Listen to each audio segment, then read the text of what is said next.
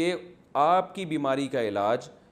پیشاب، اونٹ کے پیشاب کے علاوہ کسی بھی چیز میں نہیں ہے۔ اللہ کے نبی کو علم ہو گیا ہوگا، باقی پیشاب کے بارے میں جو وعیدیں ہیں وہ شدید ہیں، ان میں ہر قسم کا پیشاب شامل ہے۔ السلام علیکم دوستو آپ لوگ کا ہمارے چینل انضمام ٹاکس میں بہت بہت سواگت ہے۔ دوستو آج کا ویڈیو کافی زیادہ امپورٹنٹ ہوگا، کیونکہ آپ کو اس میں معلوم چلنے والا ہے پیشاب کے بارے میں، موتر کے بارے میں، کیا ہمیں پینا چاہیے یا نہیں پینا چاہیے، یعنی گاؤں کا موتر ہوتا ہے اور اونٹ کا موتر ہوتا ہے، وہ ہمیں پینا چاہیے یا نہیں پینا چاہیے، اور کیا یہ موتر پاک ہے یا حرام ہے یا حلال ہے اسلام کے اندر، یہ تمام بات آپ کو معلوم چلے گی۔ اور کن حالت میں پیشاب، اونٹ کا پیشاب ہم پی سکتے ہیں جس سے ہماری بیماری صحیح ہو، یہ تمام بات اگر آپ جاننا چاہتے ہیں تو ویڈیو کو اسکپ مت کیجیے گا، کیونکہ اسلامک کے بہت بڑے اسکالر مولانا مفتی طارق مسعود صاحب کا بیان لکھ آئے ہیں، جو کہ اس بیان میں آپ کو بتانے والے ہیں بہت ہی کافی امپورٹنٹ بات۔ تو آئیے دوستو شروع کرتے ہیں وداؤٹ ویسٹنگ ٹائم۔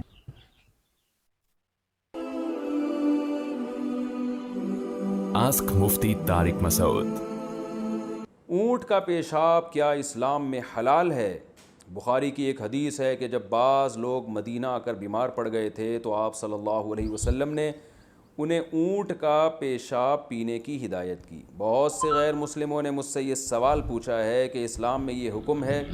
میں نے کچھ نہیں بتایا کیونکہ اس کا میں صحیح مفہوم نہیں جانتی، اس کے بارے میں میری رہنمائی فرمائیں۔ گلفشاں صاحبہ ہندوستان سے۔ صحیح ہے، بخاری صحیح مسلم کی حدیث ہے، قبیلہ عرانیین کے کچھ لوگ آئے تھے، وہ اصل میں تھے منافق، اور وہ صحابہ کو دھوکے سے لے گئے، انہوں نے جا کے قتل کر دیا۔ تو جب وہ مدینہ آئے تھے تو ان کے پیٹ میں درد تھا، تکلیف تھی، پیٹ پھولنے لگے تھے ان کے، آپ صلی اللہ علیہ وسلم نے حکم دیا اشربوا من البانہا و ابوالہا، ان کو اونٹوں کا دودھ پلاؤ اور پیشاب، بول کی جمع ابوال آتی ہے۔ تو اس حدیث کی بیس پہ بعض فقہاء اس کے قائل ہیں کہ اونٹ کا پیشاب حلال ہے اور بیماری میں پیا بھی جا سکتا ہے، لیکن امام ابو حنیفہ اور بعض دوسرے فقہاء اس طرف گئے ہیں کہ اونٹ کا پیشاب بھی اسی طرح حرام ہے جیسے دوسرے جانوروں کا پیشاب حرام، اور بالکل اسی طرح ناپاک ہے جیسے دوسرے جانوروں کا پیشاب ناپاک ہے۔ اور اس کے دلائل بھی بہت واضح ہیں کہ نبی صلی اللہ علیہ وسلم نے حکم دیا استنزہوا من البول فإن عامۃ عذاب القبر منہ، آپ صلی اللہ علیہ وسلم نے فرمایا پیشاب سے بچو، یعنی چھینٹوں سے بھی بچنے کا حکم دیا،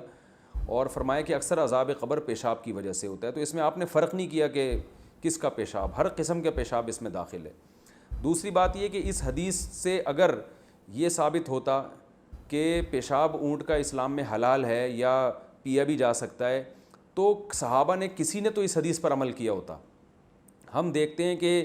اس کے بعد بھی ہمیں کوئی ایسی حدیث نہیں ملتی جس میں اونٹ کا پیشاب پینے کا کوئی ذکر ہو، اور کسی صحابی کا کوئی ایک واقعہ بھی ہمیں ایسا نہیں ملتا، حالانکہ پیٹ کی بیماریاں تو تھیں اس دور میں بھی اور بعد میں بھی ہوئی ہیں، کسی نے بھی نہیں پیا۔ تو امام حنیفہ اور بعض فقہاء کے نزدیک اس حدیث کا یہ ایک جزوی واقعہ ہے، یہ کوئی قاعدہ کلیہ نہیں ہے، کہ آپ صلی اللہ علیہ وسلم کو بذریعہ وحی علم ہو گیا تھا کہ ان لوگوں کی بیماری کا علاج اونٹ کے پیشاب کے علاوہ کسی دوسری چیز میں نہیں ہے۔ تو ظاہر ہے جب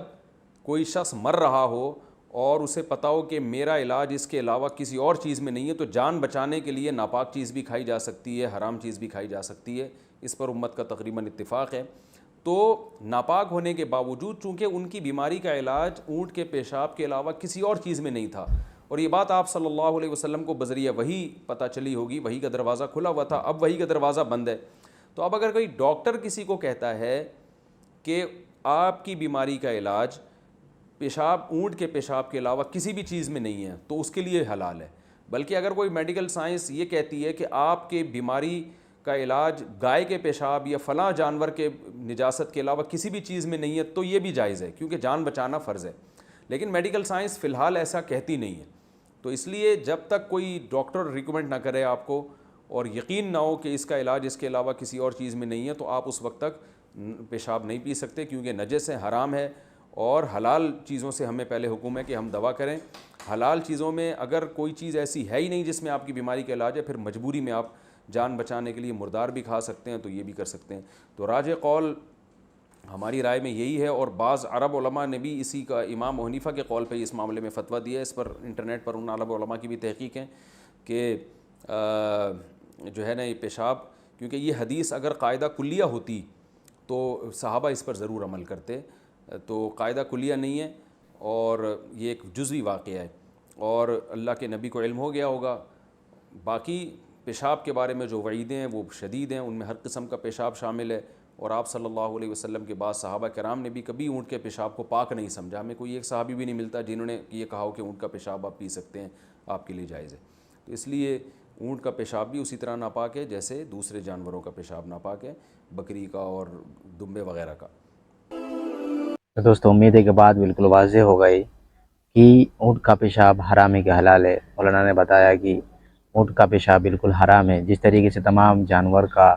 اور بھی دیگر جانور ہے، گائے ہے، بکری ہے، اس کے علاوہ دمبا وغیرہ جس کے بھی جو بھی جانور ہے، ان کے پیشاب جس طریقے سے ناپاک ہوتے ہیں اور حرام ہوتے ہیں، اسی طرح اونٹ کا بھی پیشاب حرام ہے۔ کیونکہ مولانا نے یہ بھی بات بتائی کہ کسی صحابہ سے یہ بات ثابت نہیں کہ اونٹ کا پیشاب حلال ہے، آپ اس کو یوز کرو، اس طرح کی باتیں صحابہ سے بالکل ثابت نہیں ہیں۔ تو اس لیے اور بھی مولانا نے بات بتائی کہ یہ بالکل ثابت نہیں ہے کہیں سے، اور اس کا اونٹ کا پیشاب کیا ہے، حرام ہے۔ ہاں، اگر آپ کوئی مر رہا ہے جس میں ڈاکٹر اس کو کہتا ہے کہ آپ یہ نجس یہ پیشاب استعمال کرنے سے، اس کا یوز کرنے سے آپ صحیح ہو سکتے ہیں، تو اس حالت میں یعنی جان بچانے کے لیے آپ نجس چیزوں کا، حرام چیزوں کا آپ استعمال کر سکتے ہیں، یوز کر سکتے ہیں۔ تو امید ہے دوستو آپ کو ویڈیو پسند آئی ہے دوستو۔ تو دوستو آج کے لیے بس اتنا ہی، نیکسٹ ٹائم پھر ایسی طرح کے اچھے ویڈیو کے ساتھ آپ کے ساتھ حاضر ہوں گے اگر اللہ نے چاہا۔ تب تک کے لیے خدا حافظ، اپنا خیال ضرور رکھیے گا۔